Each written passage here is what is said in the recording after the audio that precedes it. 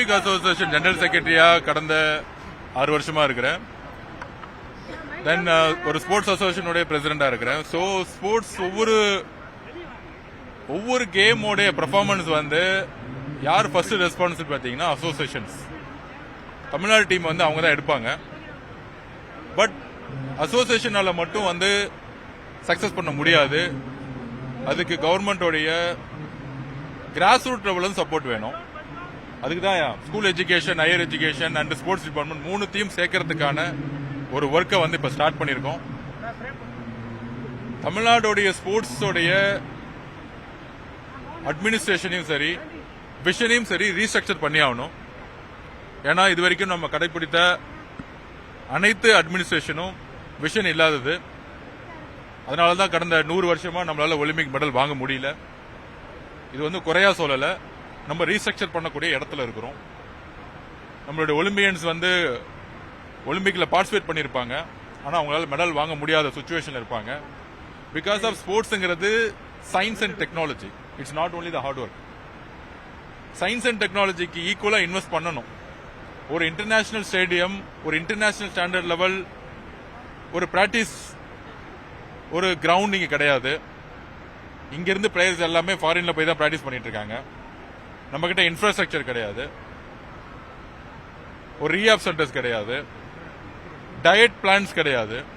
இன்னும் ஸ்போர்ட்ஸ் ஹாஸ்டல்ல நான் முதல் நாள் பார்க்கும்போது ஒரு இட்லி ஒரு முட்டை மட்டும் தான் சாப்பிட்டுட்டு இருந்தாங்க. இன்னைக்கு தான் 12 crores வந்து உடனடியாக சிஎம் நாலேஜ் கொண்டு போய் சிஎம் உடனே அப்ரூவ் பண்ணி 12 crores வித்தின் 20 days அப்ரூவ் பண்ணியிருக்கோம். கிட்டு கிடையாது, ஷூஸ் கிடையாது. இதெல்லாம் இந்த வித்தின் 20 days 12 crores வந்து அப்பாயின்மெண்ட் எக்ஸ்ட்ரா வந்து இன்னைக்கு வந்து சாங்ஷன் பண்ணி இன்னைக்கு வந்து ஜியோ நேற்று வெளியிட்டு இருக்கோம். இது ஸ்போர்ட்ஸ் ஹாஸ்டலுக்கு. தமிழ்நாடு முழுவதும் அதிகமாக ட்ரக்ஸ் கல்ச்சர் இருக்குன்னா யூத் வந்து விளையாடணும். முன்னாடி பாத்தீங்கன்னா மெரினா பீச்சில் விளையாடுவாங்க பசங்க. ஆனா மெரினா பீச்ல விளையாட முடியாது, கிரவுண்டும் கிடையாது. சிஎம் என்ன சொன்னாருன்னா, எங்கெங்கெல்லாம் எந்தெந்த டிபார்ட்மெண்ட்லாம் வேக்கண்டா கிரவுண்ட்ஸ் இருக்கோ, காலி இடங்கள் இருக்கோ, உடனடியாக எஸ்டிஐடி வந்து எம்ஓஇ போட சொல்லியிருக்காரு. இது வரைக்கும் 2-3 கிரவுண்ட்ஸை எஸ்டிஐடி கார்பரேஷன்ல வந்து பேசி எம்ஓஇ போட்டிருக்கோம். எங்கெல்லாம் கிரவுண்ட் இருக்கோ அங்கெல்லாம் வந்து கிளீன் பண்ணி ஃபெட்லைட் போட்டு எல்லா இடத்துலயுமே எல்லா இளைஞர்களை விளையாடுறதுக்கான ரிவ்யூ மீட்டிங்ல சொல்லிட்டாரு. எல்லா டிபார்ட்மெண்ட் இருக்க வேக்கண்ட் லேண்ட்ஸை வந்து எஸ்டிஐடி கொடுத்துட்டு இருக்காங்க. சென்னை மட்டும் இருக்க தமிழ்நாடு கூட அனைத்து கார்பரேஷன் கூட சிட்டியில் கூட எல்லா லேண்டையுமே இன்னைக்கு எம்ஓஇ வந்து எஸ்டிஐடி ஃபைல் பண்ணிட்டு இருக்காங்க. இது வந்து பொதுமக்களும் சரி இளைஞர்களும் அதிகமாக விளையாடுறதுக்காக, ட்ரக்ஸ் விட்டு வெளியே வரதுக்காக. ஒலிம்பிக்கான விஷயம் பாத்தீங்கன்னா 8 yearsல இருந்து ஆரம்பிக்கணும். நம்மளுடைய ஸ்போர்ட்ஸ் ஹாஸ்டலுடைய அப்கிரேட் வந்து ஒலிம்பிக் மெடலை உருவாக்குறதுக்கான ஒரு ஸ்போர்ட்ஸ் ஹாஸ்டல் நம்ம வந்து இன்னும் கிரியேட் பண்ணல. அவங்களுக்கான தங்கக்கூடிய இடங்களா இருக்கட்டும், ஃபுட்டா இருக்கட்டும், பிராக்டிஸ் பண்றக்கூடிய முறையா இருக்கட்டும், இங்க இருக்க கோச்சஸ் எல்லாம் வந்து அப்டேட் பண்ணவே இல்லை. ஒலிம்பிக்கான மெத்தட்ஸ்ங்கிறது டோட்டலா வேற. ஸோ எல்லா கேமுக்கும் ஃபாரின் கோச்சஸை வந்து பெஸ்ட் எக்ஸ்பர்ட்ஸ் கோச்சஸ் அப்பாயின்மெண்ட் பண்ணி இங்க இருக்கக்கூடிய தமிழ்நாட்டில் இருக்கக்கூடிய பெஸ்ட் கோச்சஸை ஒரு 5-6 பேர் அந்தந்த அசோசியேஷனோட சேர்ந்து ஒரு நெக்ஸ்ட் 5 to 6 years வந்து லேர்னிங் பண்ணணும். எப்படி பிசிசிஐல கிரிக்கெட் வந்து ஃபாரின் கோச்சஸை கொண்டு வந்து இங்க இருக்கக்கூடிய இந்தியன் கோச்சஸை ட்ரைனிங் கொடுத்து அப்கிரேட் பண்ணாங்களோ, அதனால தான் கிரிக்கெட் வந்து இன்னைக்கு நம்பர் 1 இருக்கு. அது மாதிரி எல்லா கேம்லயும் அந்தந்த அசோசியேஷன் பிரசிடென்ட் செக்ரட்டரினால பண்ண முடியாது. பிகாஸ் ஆஃப் பினான்சியலா அவங்க வந்து ரொம்ப கஷ்டப்பட்டு இருப்பாங்க. ஸோ இதெல்லாம் வந்து இந்த ரீஸ்ட்ரக்சர் எல்லாம் பண்ணாம 34 அசோசியேஷன்ல 15 அசோசியேஷன் வந்து கோர்ட்ல சண்டை போட்டுட்டு இருக்காங்க. கிட்டத்தட்ட 2-3 வருஷமா பாத்தீங்கன்னா, இப்போ வாலிபால்லாம் பாத்தீங்கன்னா 5-6 வருஷமா ஃபார்ம் ஏ, ஃபார்ம் 1, ஃபார்ம் 2, ஃபார்ம் 3 பசங்களுக்கு கிடைக்கிறது இல்ல. ஸோ கோர்ட்ல சண்டை போட்டு பசங்களுக்கு பிளேயர்ஸுக்கு எந்த விதமான பெனிஃபிட் இல்லாம இருக்கும். அதோட புதுசா இப்போ ஒரு கலாச்சாரம் உருவாயிருக்கு. நிறைய கேம்ஸை வந்து நிறைய அசோசியேஷன் சொல்லிட்டு இன்ட்ரோடியூஸ் பண்றாங்க. For example Olympic games, Asian games, national games வந்து நம்ம டிஃபரெண்ட் பண்ணி எஸ்டிஐடில வந்து நம்ம வந்து சொல்லியிருக்கோம். ஆனா நிறைய இடத்துல பாத்தீங்கன்னா கராத்தாவே ஒரு 10 மெத்தட்ஸ் இருக்கும். இதெல்லாம் வந்து பொதுமக்கள் கிட்ட, முக்கியமா பெட்ரோல் கிட்ட, அதுவும் குழந்தைகள் வந்து ஸ்போர்ட்ஸ் விளையாடணுங்கிற இடத்துல இந்த மாதிரி நான் ரெகனைஸ்டு கேம்ஸ் வந்து இன்ட்ரோடியூஸ் பண்றாங்க. இவங்க விளையாண்டுட்டு என்ன பண்றாங்கன்னா 12th வரும்போது மெடிக்கல் சீட் கிடைக்கல, இன்ஜினியரிங் சீட் கிடைக்கல, கவர்மெண்ட் அப்ரூவ் பண்ணலன்னு சொல்லிட்டு ஒரு 10 வருஷம் கழிச்சு தான் தெரியுது. இது மாதிரி ஸ்போர்ட்ஸ் இண்டஸ்ட்ரியில சில அசோசியேஷன் குரூப்ஸுகள் பணத்துக்காக, மக்கள்கிட்ட பணத்தை கலெக்ஷன் பண்றதுக்காக நிறைய போலிகளா சில விளையாட்டு பேர்களை சொல்லிட்டு கிட்டத்தட்ட ஒரு 30-40 அசோசியேஷன்ஸ் இந்த மாதிரி நிறைய கேம் இன்ட்ரோடியூஸ் பண்ணியிருக்காங்க. இதெல்லாம் கடுமையான சட்டங்களை கொண்டு வந்து ரீஸ்ட்ரக்சர் பண்ண போறோம். 8 இயர்ஸ்ல இருந்து 18 இயர்ஸ்ங்கிற ஒரு கான்செப்டை ஒலிம்பிக் மெடலுக்கான கான்செப்டுக்கு ஒரு 10 ஒலிம்பிக் அகாடமிஸை இன்டர்நேஷனல் சென்டர் உருவாக்கணும். ஃபாரின் கோச்சஸ் அப்பாயின்மெண்ட் பண்ணணும். தமிழ்நாடு கோச்சஸை வந்து அதை உருவாக்கணும். அதுக்கான இன்வெஸ்ட்மெண்ட்ஸ் வேணும். ஒலிம்பிக் சிட்டி திருப்பூரூர்ல ரீடிசைன் வந்து பிளான் பண்றதுக்கு ஒர்க் பண்ணிட்டு இருக்கோம் ஆக்சுவலா.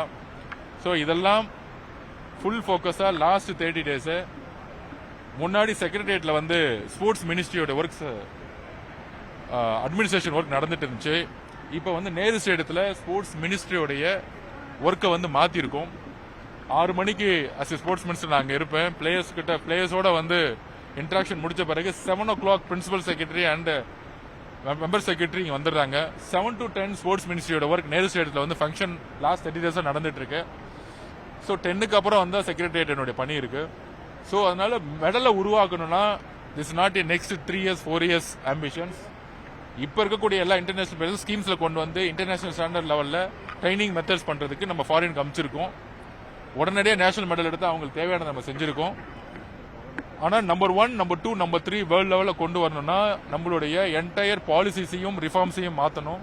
கூடிய விரைவில் மாண்புமிகு முதலமைச்சர் சிஎம் அவர்கள் தமிழ்நாட்டுக்கான புது ஸ்போர்ட்ஸ் பாலிசியை கூடிய விரைவில் அனௌன்ஸ் பண்ணுவார். அதில் தமிழ்நாட்டில் ஸ்கூல் எஜுகேஷனில் கிட்டத்தட்ட 6000 பிசிக்கல் டீச்சர்ஸ் இருக்காங்க. ஸோ மேக்ஸ் டீச்சருக்கும் சயின்ஸ் டீச்சருக்கும் எப்பயுமே ஒரு விஷயம் ஃபிக்ஸ் பண்ணுவாங்க. ஆனால் ஸ்கூல் எஜுகேஷன் டிபார்ட்மெண்ட்ல ராஜ்மோகன் சார் கிட்ட பேசி அவங்களுக்கான ஒரு விஷயம் ஃபிக்ஸ் பண்ணணும். அவங்க மூலியமா நிறைய ஸ்டூடெண்ட்ஸ் ஸ்கூல் லெவலில் கொண்டு வந்து ஒலிம்பிக் அகாடமியில் சேர்க்கணும். ஸ்கூல் எஜுகேஷனும் ஹையர் எஜுகேஷனும் ஸ்போர்ட்ஸ் டிபார்ட்மெண்ட்டும் சேர்ந்து ஸ்போர்ட்ஸை வந்து ஸ்கூல்லேயே கொண்டு வரணும் அப்படிங்கிறது தான். அப்போதான் வந்து 13, 14, 16, 18 வயசுலலாம் இந்த ட்ரக்ஸ் கல்ச்சருங்கிறத வந்து நம்ம ஒழிக்க முடியும். அதுக்கான எல்லா விதமான ரீஸ்ட்ரக்சர்ஸை வந்து எல்லா மினிஸ்டரும் சேர்ந்து ஒர்க் பண்ணிட்டு இருக்கோம். உறுதியாக 8 to 18 எங்களுடைய விஷன் ஒலிம்பிக் மெடல்ங்கிற விஷன் உடனடியாக தொடங்கும். அதுக்கான எல்லா விதமான பயணிகளும் நாங்கள் செஞ்சுட்டு elite scheme, mission international medal ஸ்கீம்லாம் இருக்கு.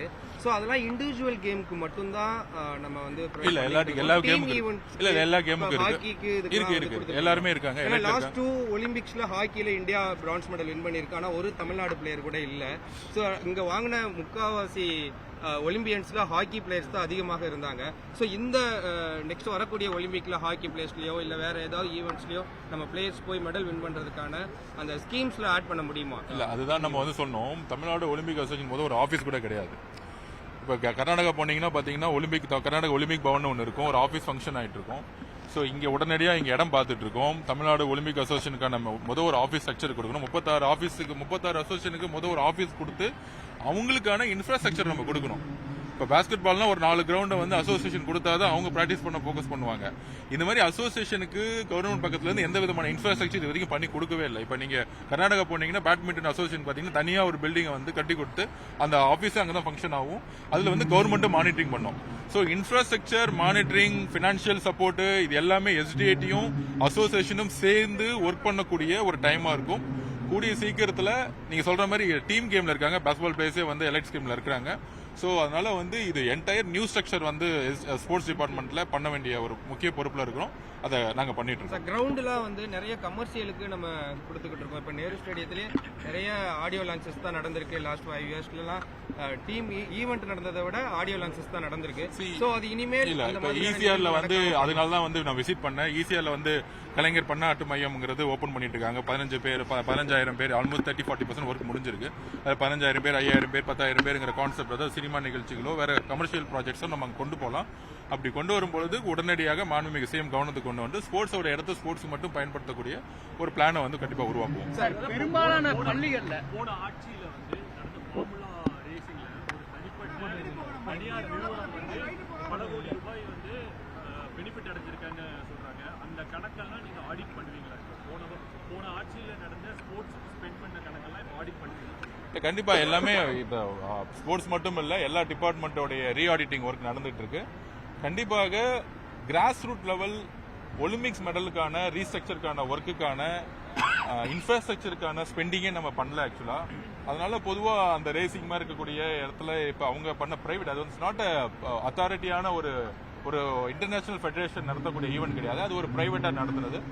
அந்த மாதிரி ஈவெண்ட்டுக்கு 40 crores 41 crores கவர்மெண்ட் செலவு பண்ண வேண்டிய அவசியம் இல்லைங்கிறத நாங்க உணர்ந்திருக்கோம். அது இனிமேட்டு அது நடக்காது. சார், பெரும்பாலான பள்ளிகள்ல வந்து சில ஸ்போர்ட்ஸுகள்லாம் நிறுத்திடுறாங்க. குறிப்பா வந்து ஸ்கூல்ல இருந்து 6வது இருந்து 8வது இருந்து 12வது வரைக்கும் இந்த ஜோனல், டிஸ்ட்ரிக்ட், டிவிஷனல், அதுக்கப்புறம் ஸ்டேட் எல்லாமே மேட்ச் எல்லாம் நடக்குது. அது வந்து ஒரு சில போட்டிகள் நிறுத்தப்படுது. குறிப்பா த்ரோபால்னு ஒரு கேம் ஒன்று இருந்தது. அந்த கேம் ஸ்டேட் லெவல் வரைக்கும் இருந்தது, தமிழ்நாடு கவர்மெண்டே நடத்துனுச்சு. ஆனா அந்த கேம் வந்து பல பள்ளிகளில் நிறுத்தப்பட்டிருக்கு. குறிப்பா அந்த கேமை பர்டிகுலர் பொறுத்த வரைக்கும் ஒரு அங்கீகாரம் கிடைக்கல. ஏன் சொல்றேன்னா, நானே 5 தடவை நேஷனல் மேட்ச் விளையாண்டுருக்கேன், எனக்கே ஒரு அங்கீகாரம் கிடைக்கல. அந்த கேமுக்கு நீங்க என்ன பண்ண போறீங்க? அதாவது ஒரு பிளேயர் வந்து ஒரு கேமை சூஸ் பண்ணும்போது அவங்க எங்க அஸ் ஏ ஸ்போர்ட்ஸ் மேனா நான் சொல்றேன். நான் இப்ப வந்து பாஸ்கெட்பால் விளையாடுறீங்க, அத்லெட்டிக்ஸ் பண்றீங்க, ஸ்விம்மிங் பண்றீங்க, ஒலிம்பிக்ஸ் வரைக்கும் நீங்க வந்து 8 இயர்ஸ்ல விளையாண்டீங்கன்னா போக முடியும். ஸோ தமிழ்நாட்டில் வெப்சைட்ல கூடிய சீக்கிரம் அனௌன்ஸ் பண்ண போறோம். எது ஒலிம்பிக் கேம்ஸ், எது நேஷனல் கேம்ஸ் வரைக்கும் போக முடியும், எது ஏஷியன் கேம்ஸ் வரைக்கும் போக முடியும், எது காமன்வெல்த் கேம் வரைக்கும் போக முடியும். இந்த மெத்தட்ஸ்ல விளையாண்டா மட்டும்தான் கவர்மெண்ட் ஸ்கீம்ஸ்குள்ள வர முடியும். அதாவது அது ஜாப் ஆப்பர்ச்சுனிட்டியா இருக்கட்டும், இல்ல இன்ஜினியரிங் காலேஜ் கோட்டாவோ, மெடிக்கல் காலேஜ் ஸ்போர்ட்ஸ் கோட்டாவோ, இந்த மாதிரி ஒரு ஒலிம்பிக் கேம்ஸ்ல இருக்கக்கூடிய, ஏஷியன் கேம்ஸ்ல இருக்கக்கூடிய கேம்ஸ்க்கு மட்டும்தான் அப்ரூவ் பண்ண முடியும். அதுதான் வந்து ரூல். ஆக்சுவலா நான் ஒலிம்பிக் கேம்ஸ் நிறைய கேம்ஸ் இருக்கு, அதையும் நம்ம ரெஜிஸ்டர் பண்ண முடியும். அது வந்து என்ன பண்ண முடியும்னா, நீங்க ஒரு கல்ச்சுரல் கேம்ஸ் ஆகவோ இல்ல ஃபிட்னஸ் கேமாவோ தான் நம்ம கொண்டு போக முடியும். ஏன்னா ஒலிம்பிக்ஸ்ல இல்லாத கேம்ஸை நிறைய அசோசியேஷன்கள் சும்மா ஒரு சொசைட்டில போயிட்டு ஒரு 5000 ரூபாய் 10,000 ரூபாய் கொடுத்து ஒரு அசோசியேஷன் தொடங்கிட்டு நாங்க ஒரு அசோசியேஷன் ஃபங்க்ஷன் பண்ணிட்டு இருக்காங்க. இதை வந்து பொதுமக்கள்கிட்ட நம்ம வந்து சொல்லணும். நான் ஒலிம்பிக் கேம்ஸ் வந்து விளையாண்டா ஃபிட்னஸா இருக்கலாம், ஆனா கவர்மெண்டோட ஸ்கீம்ஸ் வராது. ஸோ கவர்மெண்ட்ஸ் வரையறதுக்கூடிய ஸ்கீம்ஸ்ல இருக்கக்கூடிய ஒலிம்பிக்ஸ் கேம் தான் ஃபர்ஸ்ட் இருக்கும் எப்பயுமே பாத்தீங்கன்னா. அதனாலதான் எஸ்டிடிங்கிறதுடைய, அதாவது அசோசியேஷனுடைய முக்கிய நோக்கம் இருக்குன்னா Olympics games, Olympic medal, Olympic அப்புறம் ஏஷியன் கேம், காமன்வெல்த் கேம், அந்த கேமை ஃபோக்கஸ் பண்ணுவோம். இப்ப நீங்க சொன்ன கேம்லாம் வந்து இன்னும் ஒலிம்பிக்ஸ்ல வந்து பெருசா ஃபோக்கஸ் பண்ணப்படல. அது மாதிரி நான் ஒலிம்பிக் கேம்ஸை வந்து நம்ம கண்டிப்பா வந்து மக்கள்கிட்ட கொண்டு போவோம். பெனிஃபிட் எது வரைக்கும் இருக்குங்கிறதும் நம்ம வந்து வெப்சைட்ல கொண்டு வர சொல்லியிருக்கோம்.